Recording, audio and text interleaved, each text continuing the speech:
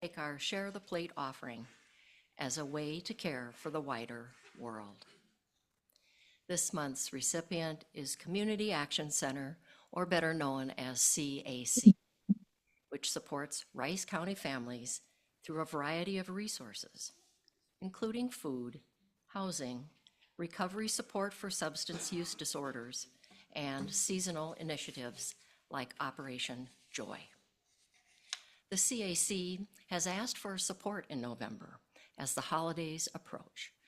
This is the time for us to double down on caring for our neighbors. Later during the offering, you may donate online from our website, uunorthfield.org, or put cash or a check in the basket. There will also be instructions on the screen during the offertory time. If you are paying your pledge by check, please note in the memo line either capital pledge or annual pledge.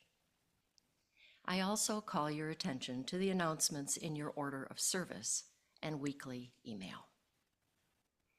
Join us next Sunday, December 1st, as Reverend Sarah Smalley presents And the Table Will Be Wide.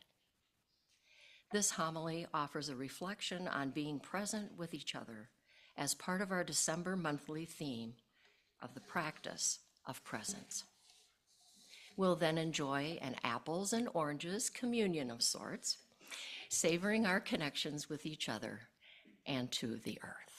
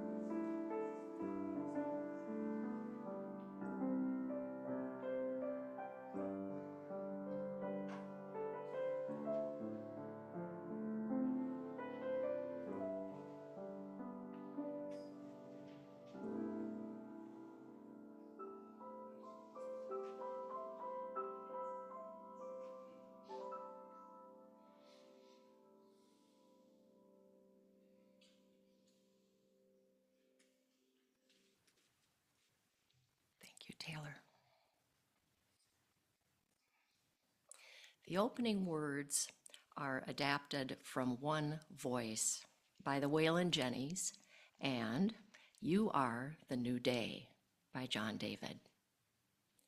We prepare for the opening words. Please clear your laps.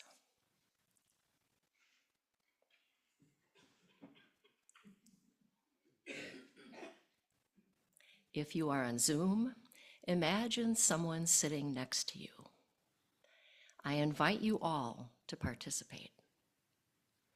Using your left hand, gently rest it on the shoulder of the person sitting next to you.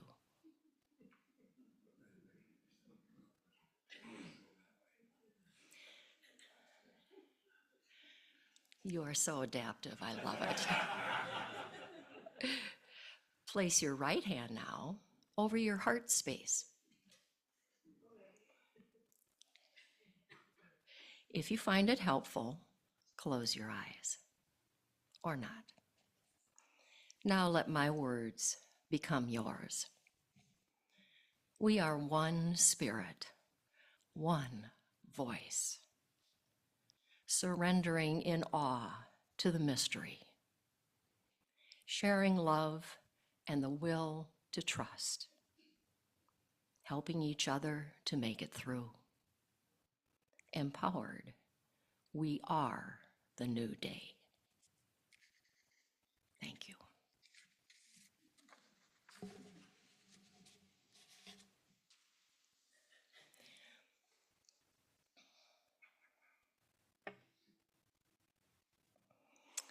And now we will work with the candles for the opening and lighting of the chalice. Please say the words with me. Let us open our eyes to see what is beautiful. Let us open our minds to learn what is true. Let us open our hearts to love one another. And now, if you'll find hymn 108 in the gray hymnal, we'll sing that together. My life goes on in endless song. This happens to be Paul's favorite.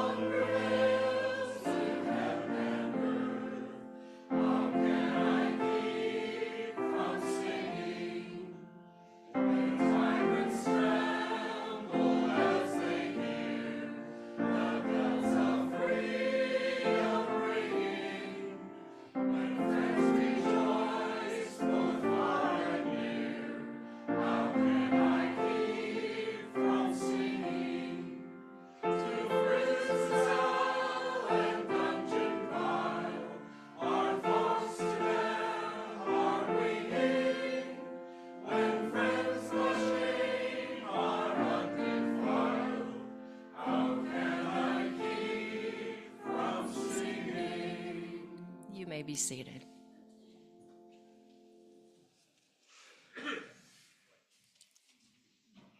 And now we move on to the candles of community. Each week, we slow down out of the busyness of our lives and allow our hearts to catch up with us. Let us slow into this space. Let us find our breath. Let our breath find us.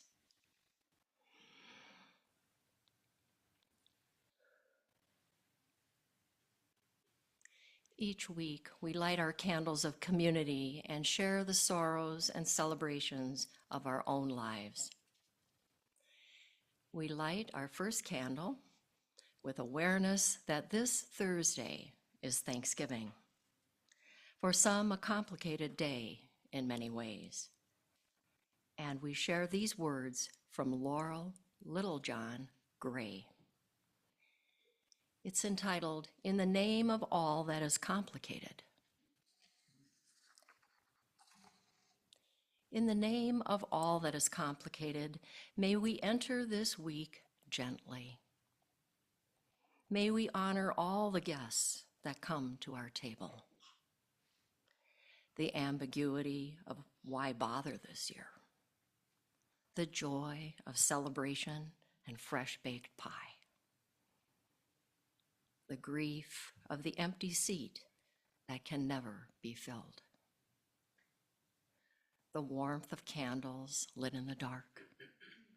The malaise of all that we've been told about as far as how to feed our body. The hope of reconnection, a feeling filled for the first time in a long time. The fear of, is this safe enough? The loving bustle of ancestry and recipe and tradition.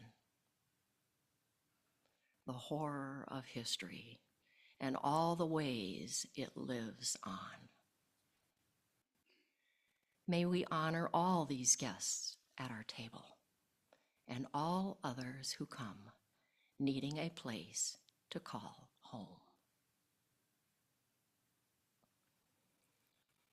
We know, too, that the details of our daily lives are sacred and important. We now light a candle for all the simple joys that are sustaining us. By the spirit of life and love, with warmth to celebrate our joys, and with gentleness to soothe our aching hearts.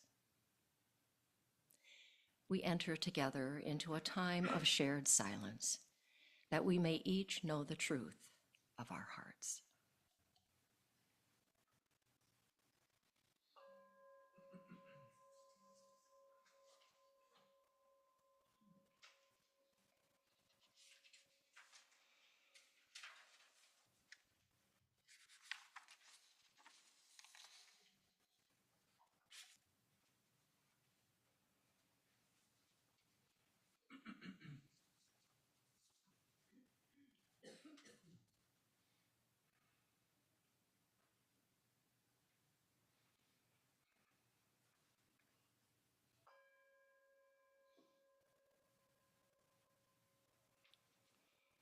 Amen and blessed be.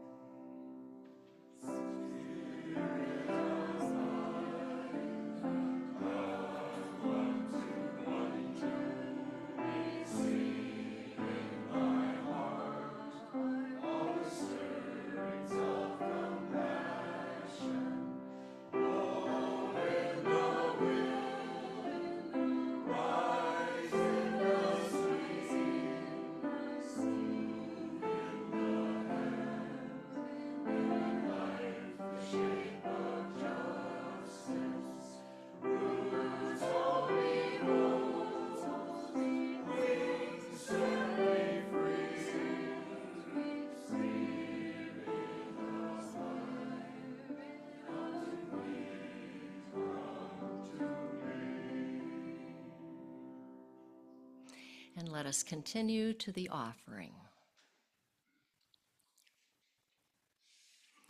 We will now expand our circle of care as we gratefully give and receive our Share the Plate offering for the Community Action Center. This is a tangible way we show care for our neighbors. We will now gratefully give and receive the offering by going to our website, uunorthfield.org, and scrolling to the bottom of the page for the yellow Donate button, and then choosing Share the Plate. Or you may put your cash or check offering in the basket, clearly labeling if your check is for the pledge rather than for a special collection. Will the ushers please come forward?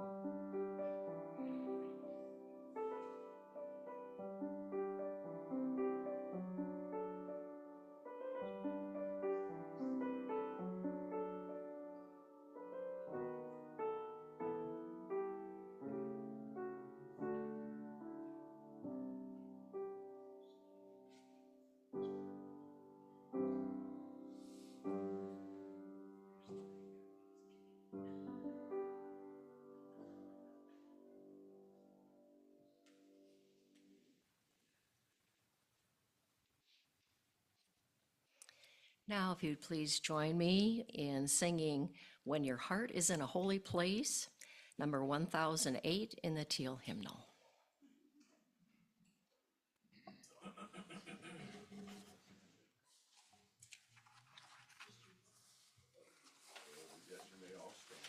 Please stand.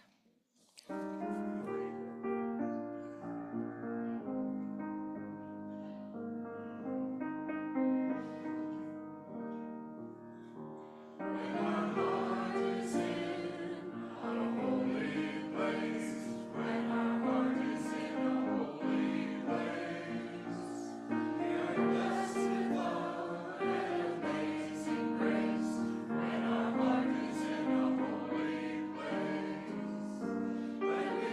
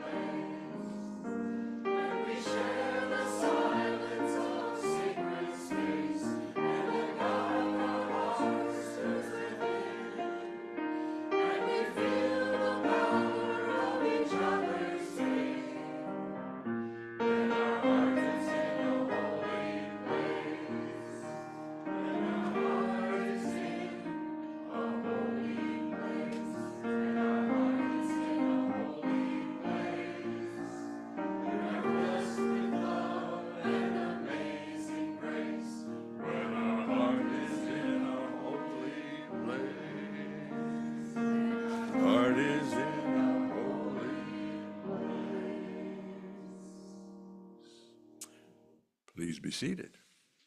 Thank you. As Barbara mentioned a little earlier, my favorite hymn is number 108. My life goes on in endless song. Way above earth's lamentations, I hear a real, this is, I love it, I hear a real, though far off, hymn that hails a new creation.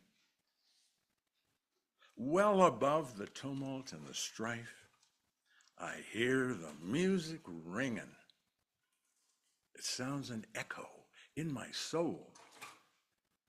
How can I keep from singing? How can I keep from singing? From my earliest years, well, let's say year one, from my earliest years, I have been surrounded by singing. I'm one of 8 children, all who sing, play instruments, love to gather and sing together, all inspired primarily by my dear mother, Lillian Krause. She sang to me from my earliest days. She loved the music of the 40s. She was 21 when she had me. That's pretty young, but she was a singer even then. And she loved the music, as I said, of the 40s. She sang to me constantly, preschool, and cemented my love for the crooners. Frank Sinatra, Bing Crosby, even Fred Astaire. I loved all those old movies. I used to make up reasons to stay home. I was sick, I was ill, so I could lie on the couch and watch the movie of the afternoon, and often it would be a Bing Crosby movie, and I'd be, oh my. So anyway, I still think I was born way too late. I would love to have been a crooner. Such beautiful, thank you. It's such beautiful, beautiful music. And my mom, she sang all the time. In high school, I became a folk singer, as everyone almost did. And in university, performed in a few musicals.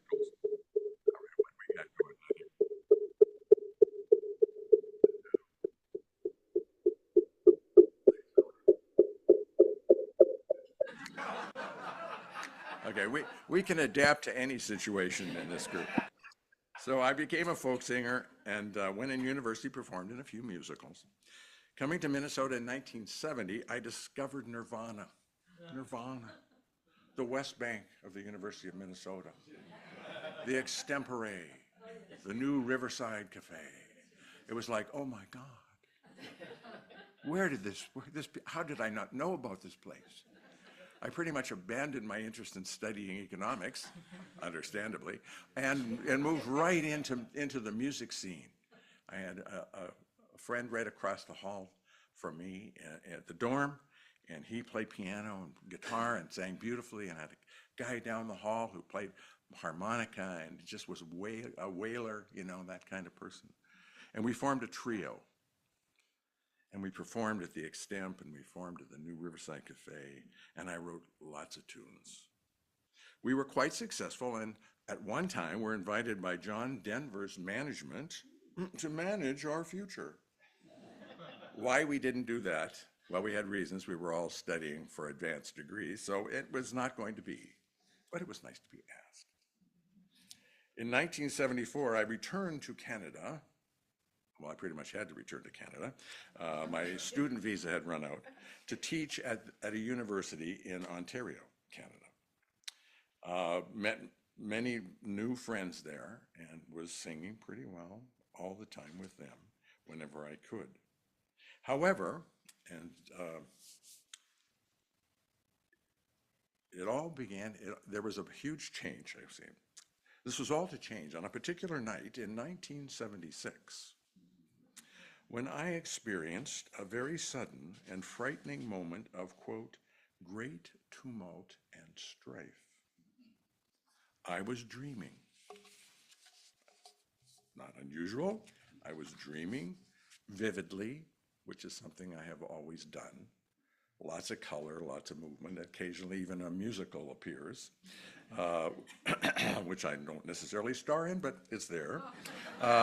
In any case, I was having a particularly vivid and delightful dream, At one point of the dream, I came upon an abyss, a black hole, if you wish. And I remember looking into the black hole and thinking, my, what an interesting hole. Perhaps I should dive into that hole. Folks, if you ever come across a dark black hole in your dreams, do not dive into that hole.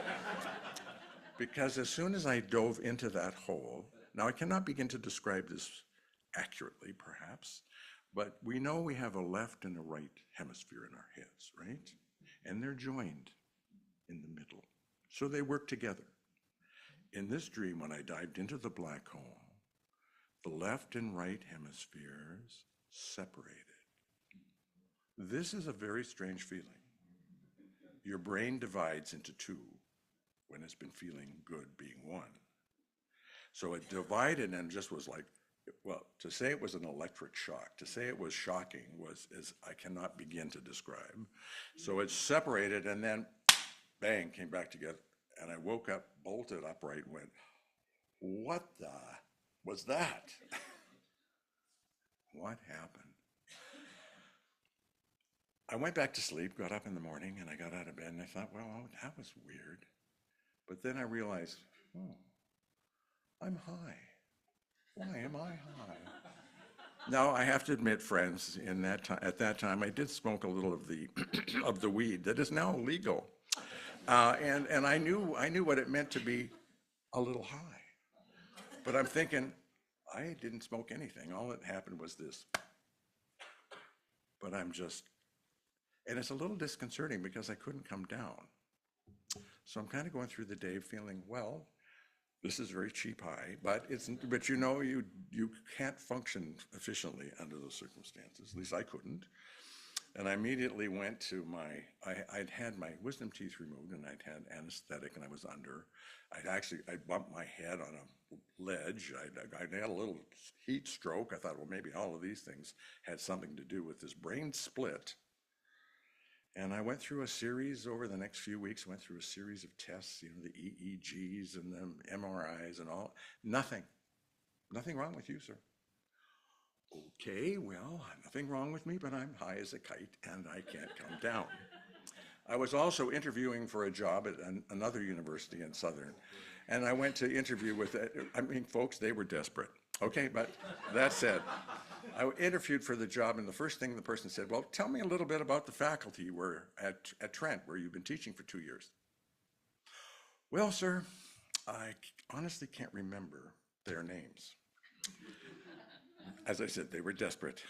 He got past that. I explained that something had happened, and I was functional, but my memory was a little bit weak. So, what? Well, friends, it took only 7 years to come down completely. 7 years.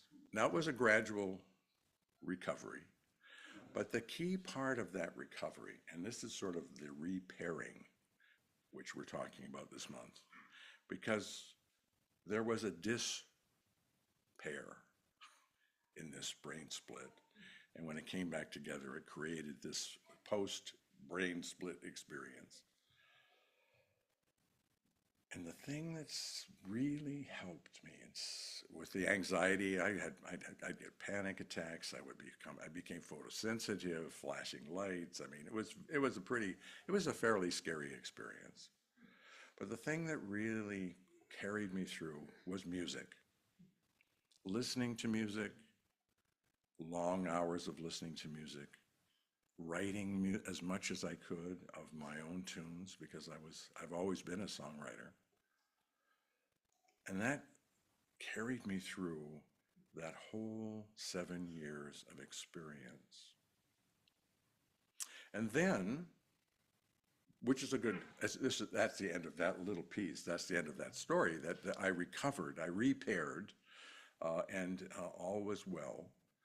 And then in 1982, I wrote a song in praise of the groundhog. Some of you have heard my groundhog song. And I sent that off to National Public Radio's All Things Considered. Susan Stamberg interviewed me. I had my 15 minutes of fame, sang my song on the radio across the country. And I did that courtesy of WCAL at St. Olaf College. I went up and recorded the interview with Susan Stamberg there. It was the moment, the breakthrough in my life where I moved myself from a pseudo-economist into a full-time artist. I like to think of it as an artist. I worked at the radio station. I did radio announcing and documentaries, and just evolved as a singer and a songwriter, thanks to the power of music, not only to repair, but also to inspire. And that moves me on to my second story. I have four little pieces. Consider them bass, alto, tenor, and soprano. So we'll consider that the bass part. Anyway, moving on to the tenor part, I have this marvelous story I came across, written by Oliver Sacks. Now, are you familiar with Oliver Sacks? He wrote the book Awakening, and there was a movie that was made from that, and basically it was about, people that had Parkinson's and couldn't move. They couldn't move, but music. When they heard the music that they knew or they loved, they could all of a sudden, they could just do whatever they needed to do. And then when the music stopped, they were rigid again. Anyway, it's a marvelous book and a great movie if you ever get a chance to see it.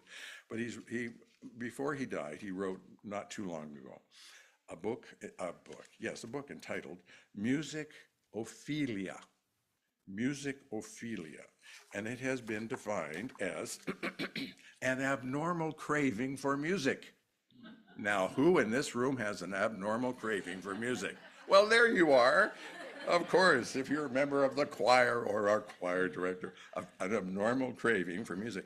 Abnormally enhanced appreciation of music. Abnormally enhanced appreciation of music.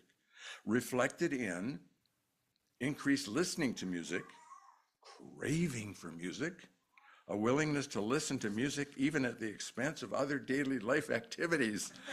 My life goes on in endless song. I guess there might be a downside to that. Okay.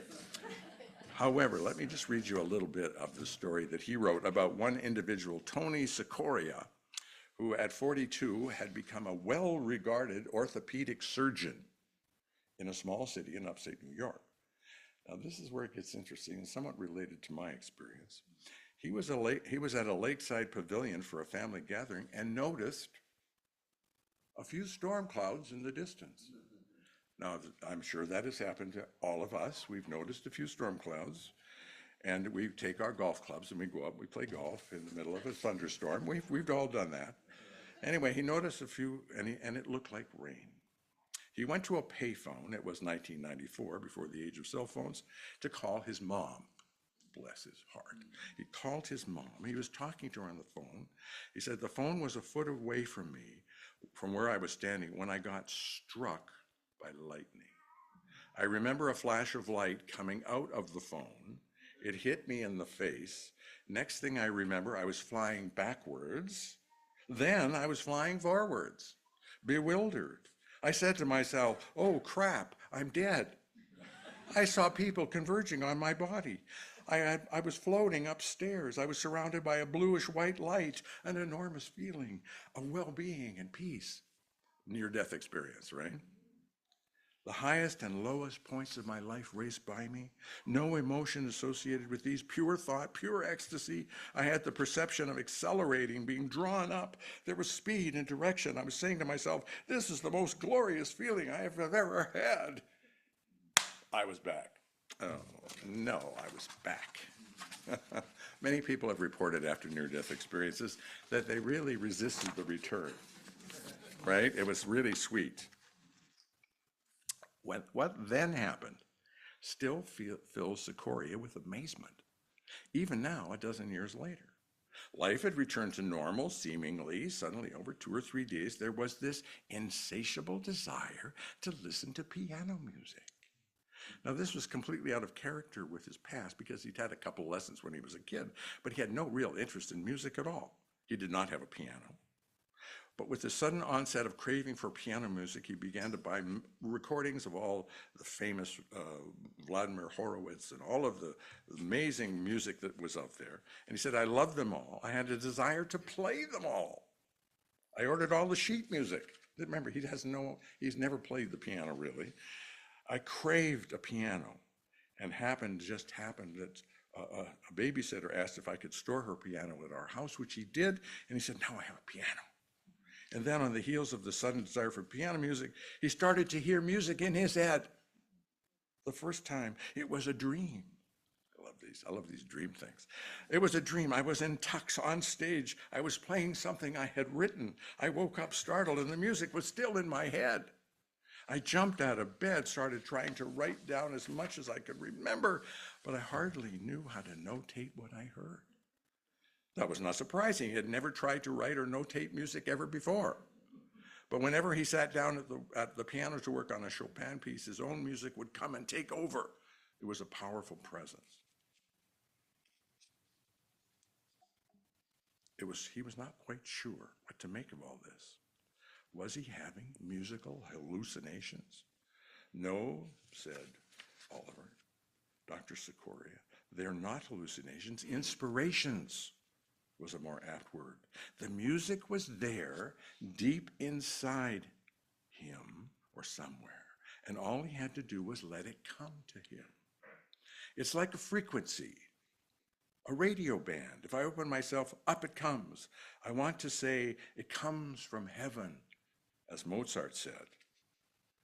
His music, he says, is ceaseless. It never runs dry. If anything, I have to turn it off. It was a terrible struggle. I would get up at 4 a.m. and play until I went to work. Remember, he's a surgeon, okay? And when I got home from work, I was at the piano all evening. My wife was not really pleased.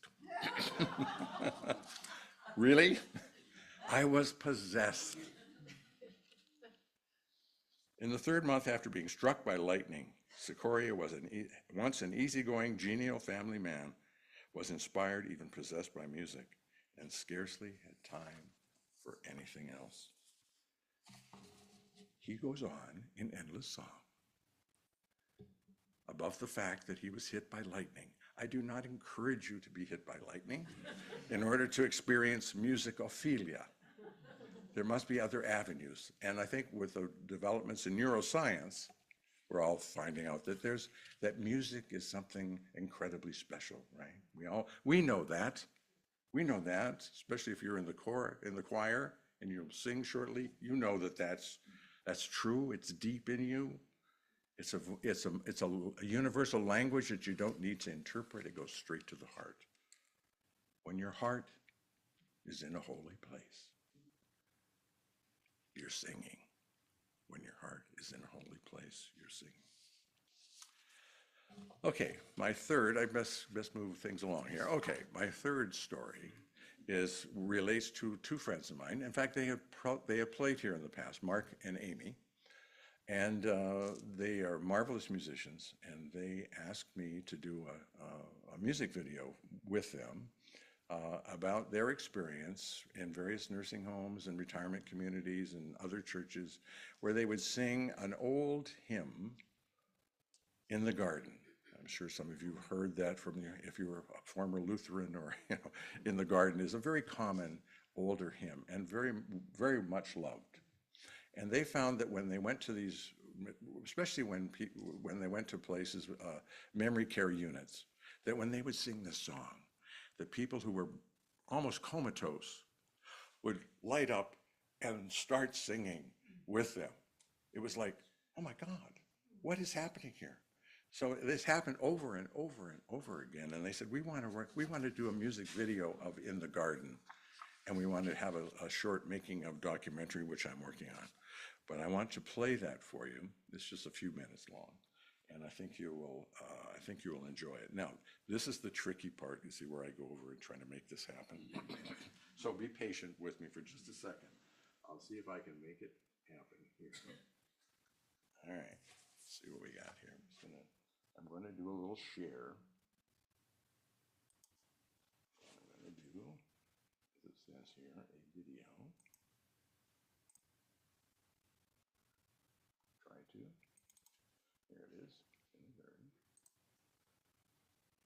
Open. All right, should be good.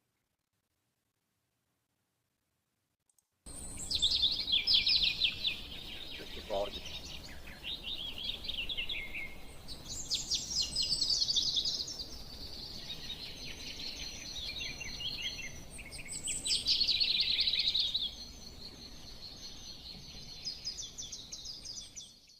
I come to the garden alone, while the dew is still on the roses, and the voice I hear falling on my ear, the Son of God discloses,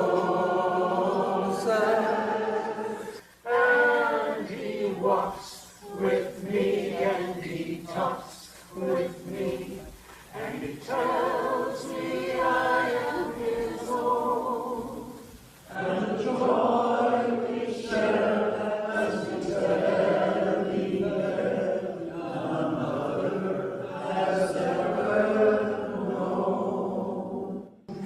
He speaks, and the sound of his voice is so sweet, the birds hush their singing, and the melody that he gave to me within my heart is ringing,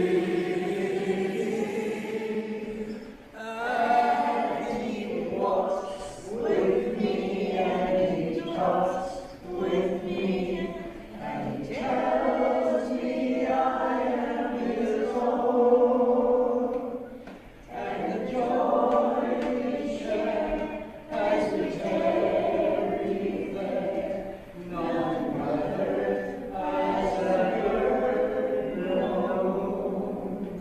I'd stay in the garden with him, though the night around me is falling, but he bids me go through the voice of woe.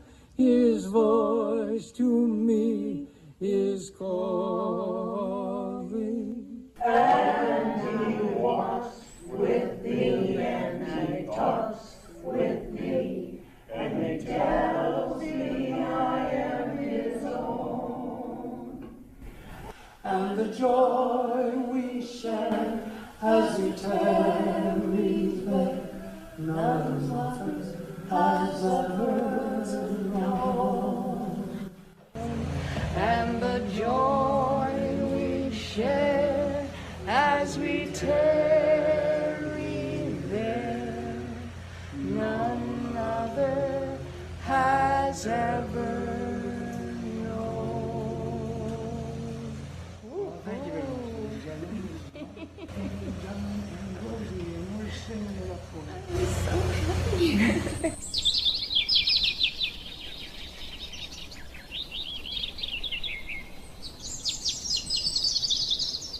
There we go, and all the credits. So that's Mark and Amy and In the Garden. Now, one last sharing.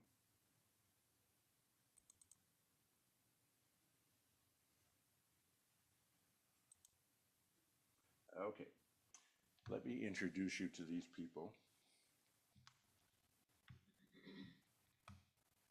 This is my sister Caroline. This last summer, Barbara and I went up to Thunder Bay, Ontario, and all my family gathered to celebrate my mother Lillian's passing. And so we all did separate little pieces in reference to my mom's life and her interest and love of music and singing. And so Everly and Lucia, who are my grandnieces,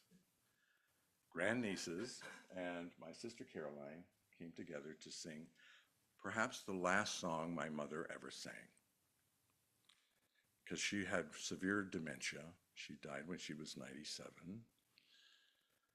And for many years, she didn't know who I was. And that was one of the greatest losses of my life, is that you go and see your mom and you want to hug her, and she thinks you're a nice person, but you know, it's really is very strange. And she did very little singing except this one song, and it's an old drinking song.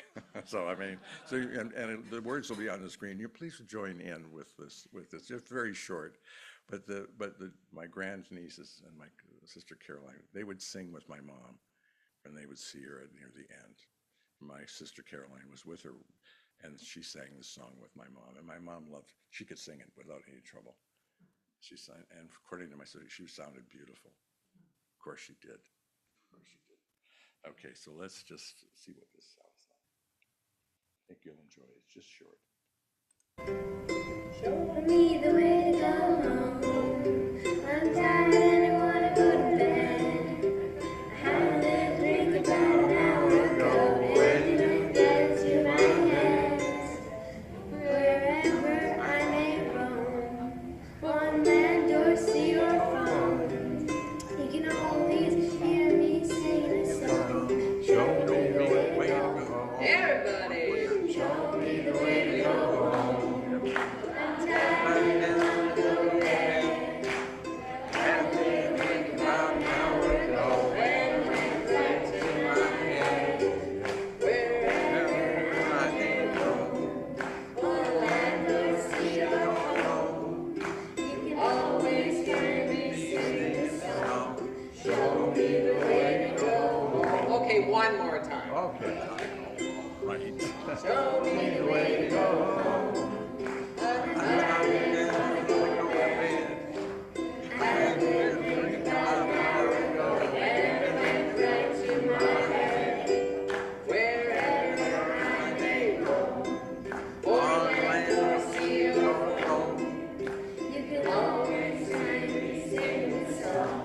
Show me the way to go home. I could hear Mom singing. I could hear Pretty sweet. All right. So, show me the way to go home. I don't know if you're familiar with Ram Dass. Show us the way to go home. Ram Dass once said, we're all walking each other home. So to think that my mom's last song was Show Me the Way to Go Home. Isn't that sweet? That is sweet. Anyway, thank you so much. Just a couple of announcements. We're going to have the choir come up and sing. Yes? Turn off, is it? Right. All right, let me just turn this off. Sorry. All right. Is that going to work? Yeah, that's good. All right, we're back. Okay, just a couple of announcements. One is, you're all invited next, not this coming Monday, but a week from Monday, to Carlton Cinema. I'll be doing my latest documentary featuring the sculpture and poetry of Mac Gimsey, who has been here at one point in time. It's roughly an hour long, 7 o'clock at the cinema at Carlton, so you're all invited to come to that. And What's the date? the date is December 2nd. Yes, put it on your calendar right now. If you want to take out your phone and do that, that's fine. So anyway, you're all welcome. Also, I just wanted to announce that my tenure as a board member finally is ending. January 1st, I know you're going to cry about this, but January 1st, after 6.5 years of, well, let's call it service, after 6.5 years of fun, I have decided to hang up my cleats and join everyone else. The board is in marvelous condition, wonderful people, love them dearly, but I just wanted to let you know that. So,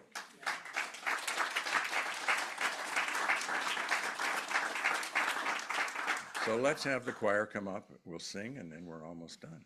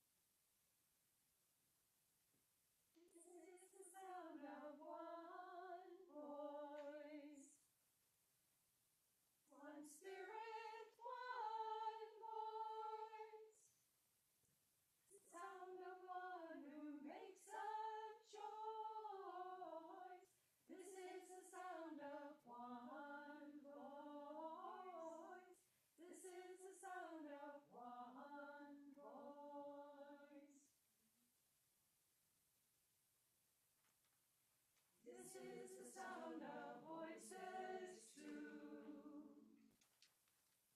The sound of me singing with you, helping each other to make it through. This is the sound of voices too.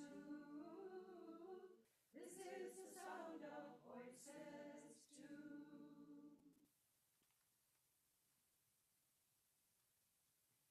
This is the sound of voices three, singing together in harmony, surrendering to the mystery. This is the sound of voices three. This is the sound of voices three. This is the sound of all of us, singing with love and the will to trust. Leave the rest behind, it'll turn to dust. This is the sound of all of us. This is the sound of all of us.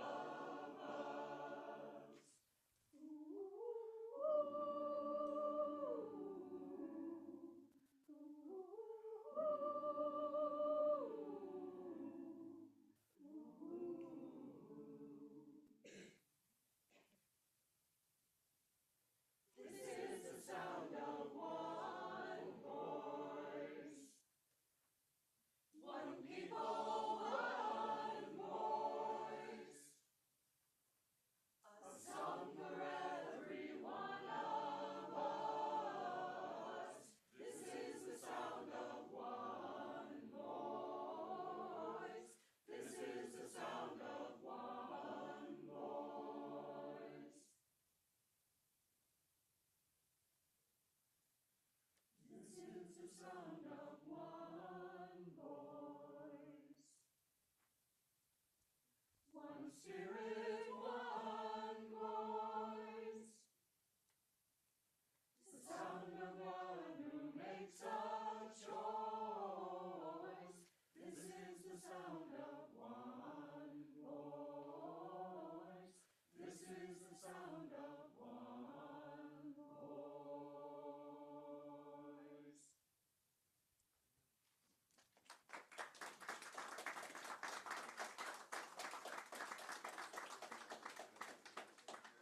None of those things.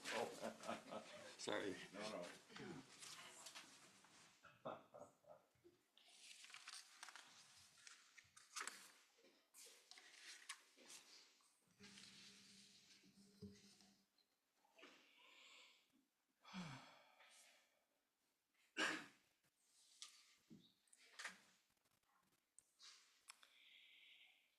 The closing words, and we will again prepare for these as we did for the opening words.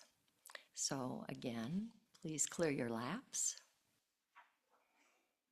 and either imagine someone on the sides of you or you have someone. Using your right hand this time, gently rest it on the shoulder of the person sitting next to you. Both sides of our brain get this. Yeah, here we go. Okay. Place your left hand now over your heart space. If you find it helpful, close your eyes. And now let my words become yours. We are one spirit, one voice, surrendering in awe to the mystery, helping each other to make it through, sharing love and the will to trust. Empowered, we are the new day. Thank you.